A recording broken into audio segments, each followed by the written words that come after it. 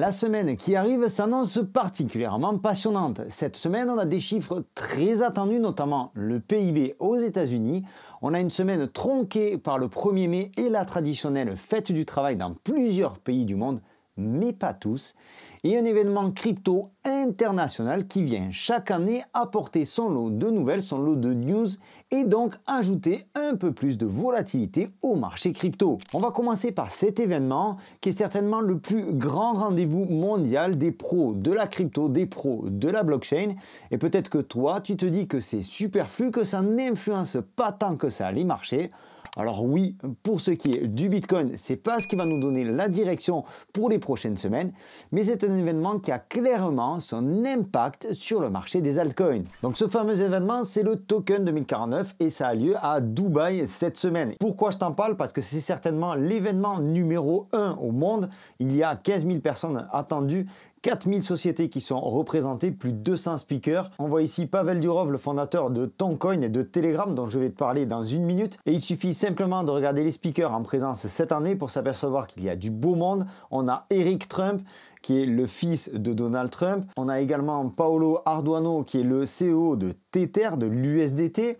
On a Jérémy Alaïr qui est l'un des cofondateurs de Circle. On a Changpeng Zhao, l'ancien patron, le fondateur de Binance. On a également le fondateur de OKX. On a l'actuel patron de Binance, Richard Teng. Bref, on n'a que du beau monde sur cet événement. Et quand on regarde du côté des partenaires, OKX, Binance, Bluefin, KuCoin, etc. Oros, BingX, B2Nix, Jucoin, etc., etc. On a même des sponsors comme Floki, le Memecoin. On a d'autres sponsors plus institutionnels comme ici Mastercard. Bref, c'est un plateau très relevé et l'année dernière, je ne sais pas si tu te souviens, l'événement avait été un petit peu modifié, un petit peu tronqué à cause des inondations qui avaient envahi Dubaï. Donc ils avaient modifié le programme. On a tout de même eu des annonces très intéressantes. L'année dernière, Ton a annoncé l'intégration de l'USDT sur sa blockchain.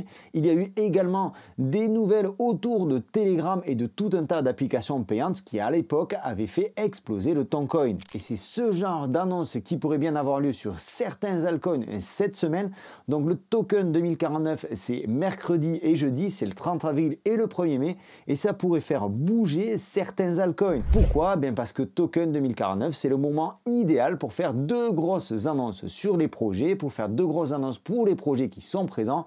C'est également le bon moment pour conclure certains accords. Alors si dans la semaine, et plus particulièrement mercredi ou jeudi, tu vois un pump inexpliqué, une explosion inexpliquée sur tel ou tel crypto, je pense que tu peux aller sur Twitter ou sur les réseaux et tu verras certainement un lien avec Token 2049. On va pas dire que ça peut toucher n'importe quel altcoin, mais on peut s'attendre à quelques news, par exemple autour du BNB de Binance, autour du Toncoin, autour de Solana, autour d'Ethereum, bref, ce genre de crypto. Il peut bien entendu y avoir des annonces autour des cryptos de seconde zone, ce que l'on appelle les small cap, voire même les low cap, les toutes petites capitalisations, mais je pense pas que ce soit vraiment le cas. Ici, on est plutôt sur des annonces qui concernent les cryptos qui ont vraiment pignon sur rue, les cryptos qui font vraiment le marché des altcoins. Et je pense que sur les altcoins cette semaine, il y aura quelques bons coups à faire. Je t'en partagerai certains dans le groupe VIP.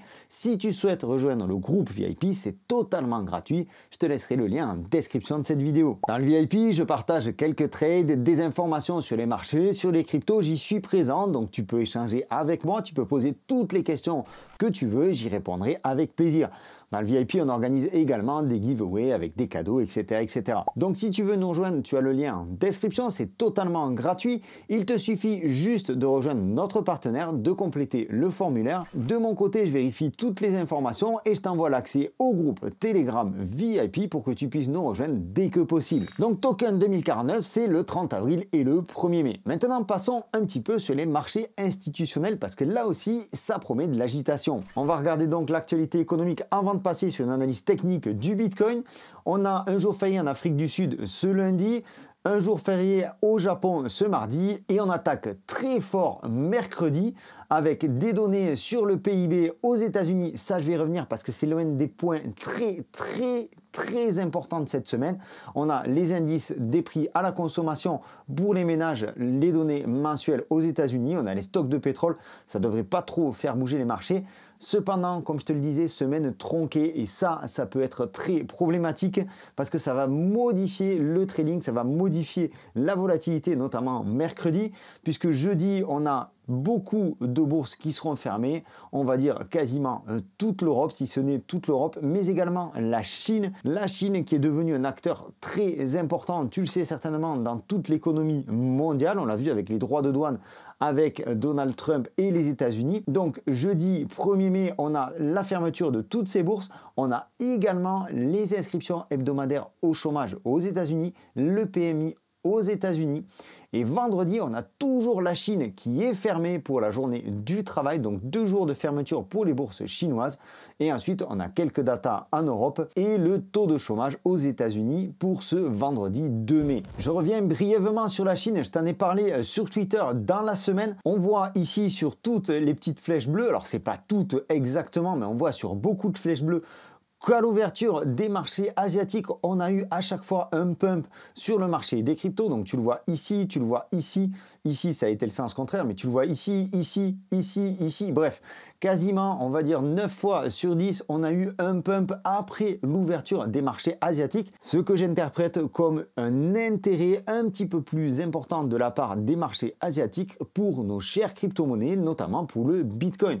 Donc si on a les marchés qui sont fermés à la fois jeudi et vendredi, il se pourrait qu'on ait de la volatilité mercredi de ce côté-là. Pourquoi? Eh bien tout simplement parce que les investisseurs voudront très certainement se retirer du marché avant ce qui s'annonce pour eux être un week-end exceptionnellement long. J'en viens maintenant à ce fameux mercredi, le 30 avril, et cette data hyper importante, le PIB américain. Le PIB, c'est un indicateur économique qui permet de mesurer la production de richesse. Le produit intérieur brut mesure la valeur de tous les biens et services produits dans un pays sur une période donnée. Et le produit intérieur brut, le PIB, pourrait souffrir des droits de douane mis en place par Trump. Alors peut-être pas exactement tout à fait sur ce premier trimestre, parce que Trump a mis en place sa fameuse narrative autour des droits de douane, on va dire vers la mi-février, et comme les datas du PIB que l'on va avoir mercredi ont été calculées entre le début janvier et la fin mars 2025,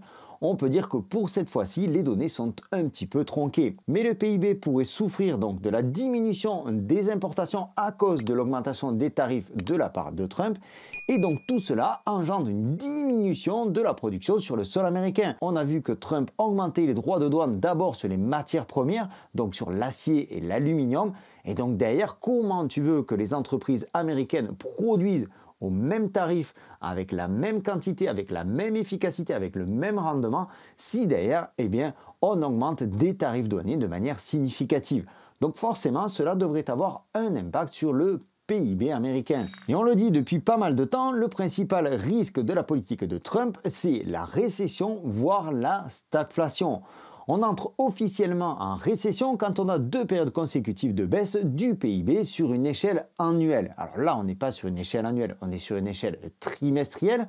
Et une augmentation à court terme du PIB correspond à une expansion, tandis qu'une diminution indique une récession. Et quand on s'intéresse de plus près aux prévisions pour ce PIB du premier trimestre 2025 aux États-Unis, on voit que ici on avait un PIB à 3,1% pour le mois de février 2025 et ici on attend un PIB à 2,4% pour le 30 avril 2025, ce qui représente une chute très importante. Quoi qu'il en soit, que les prévisions soient exactes, que le PIB soit à peine plus élevé ou le PIB à peine moins élevé, on aura de toute façon de la volatilité à l'apparition de ces datas. Et la conséquence du PIB, la conséquence de l'indicateur PIB, on l'aura la semaine suivante avec la réunion de la Fed, la Banque fédérale américaine. Une fois de plus, l'objectif de Trump, c'est de faire baisser les taux d'intérêt pour racheter la dette américaine au meilleur prix.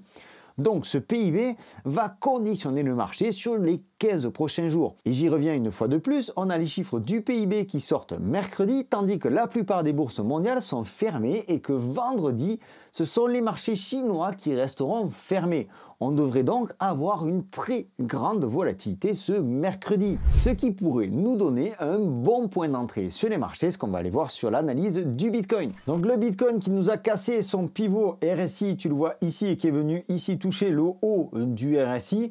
Donc en général, on dit que quand on rentre dans cette zone-là, c'est pas forcément une zone très acheteuse, mais tu vois que par le passé, on est rentré dans cette zone et on y est resté suffisamment longtemps. On a pu prendre de jolis bénéfices ici entre le mois de novembre et le mois de décembre 2024. Donc on pourrait tout à fait avoir une continuation haussière de ce côté-là. Cependant, pour le moment, on bute un petit peu contre cette zone-là de résistance, cette zone-là qui évolue sous les 96 000 $. Et donc, on pourrait avoir à court terme un retour sur cet ancien plus haut qui date du mois de mars 2025, donc c'est-à-dire sur les 89 000 $, ce qui ne serait pas idiot avant de repartir vers le nord sur le Bitcoin. En tout cas, il serait intéressant de rester dans ce range-là, c'est-à-dire entre les 89 000 $ et les 107 000 $, donc les plus hauts. Bien entendu, je serais content si Bitcoin explose les plus hauts dès la semaine prochaine, mais personnellement, j'y crois pas. Je pense qu'après la hausse que l'on a eue ici entre le 7 avril et le 26 avril, c'est-à-dire sur tout le mois d'avril 2025, je pense que maintenant, il faudra qu'on respire un petit peu avant de repartir et on pourrait avoir quelque chose comme ça pendant quelques temps avant de repartir vers le nord. Donc ce que je vais surveiller cette semaine, c'est éventuellement l'idée de me replacer sur cette zone-là. On peut par extension aller chercher le support ici qui devient lui de plus en plus solide. Ce support-là sur les 81 000 $. Si jamais on retourne sur ce support-là sur les 80 000 $, je vois déjà le FUD pas possible en disant on est retourné en bear market, etc. etc. On a d'autres datas qui nous montrent que le bull run est encore à venir. J'y reviendrai dans une prochaine vidéo. D'ailleurs, si tu n'es pas encore abonné, je t'invite à le faire, comme ça tu ne rateras aucun de mes contenus. Et si jamais tu apprécies la vidéo d'aujourd'hui, je t'invite à y mettre un pouce bleu et à me laisser un commentaire. Ça aide toujours, ça fait toujours plaisir, ça aide l'algorithme et je t'en remercie. Donc je te le disais, ici je me repositionnerai sur le Bitcoin sur ces niveaux-là et je me repositionnerai ici. Dans la vidéo d'hier, je t'ai dit que cette hausse, je la sentais pas. Pour le moment, c'est totalement vrai. Je pense qu'on est reparti un petit peu à la hausse, mais on n'est pas pour autant de retour dans une phase absolument parabolique. Il faut que le marché respire. Et cette semaine, avec les données sur le PIB et la semaine suivante avec le FOMC et les taux d'intérêt, on pourrait avoir cette fameuse respiration accompagnée d'une grande volatilité sur les marchés. Donc pour tout ça, je recommande à nouveau mes conseils de prudence. Je t'invite à faire attention à suivre de près toute l'actualité sur les marchés crypto, donc liée à Token 2049, mais également et surtout de manière plus globale à l'apparition de ces chiffres aux États-Unis, des chiffres concernant le PIB, en gardant à l'esprit que la plupart des bourses sont fermées jeudi et vendredi, parce que faut pas rêver, les gens vont faire le pont, c'est comme partout, donc je pense pas qu'il y ait de grosses activités sur les marchés financiers vendredi, même sur ceux qui sont ouverts, et c'est donc pour ça que je pense que mercredi, on aura peut-être de belles opportunités. Je ne manquerai pas de te les partager dans le VIP. J'espère que cette vidéo t'a plu, j'espère qu'elle t'aura amené des informations quant à la semaine qui nous attend. C'était Sylvain, je te donne rendez-vous dans une prochaine vidéo. D'ici là, prends soin de toi et de tes cryptos. Ciao!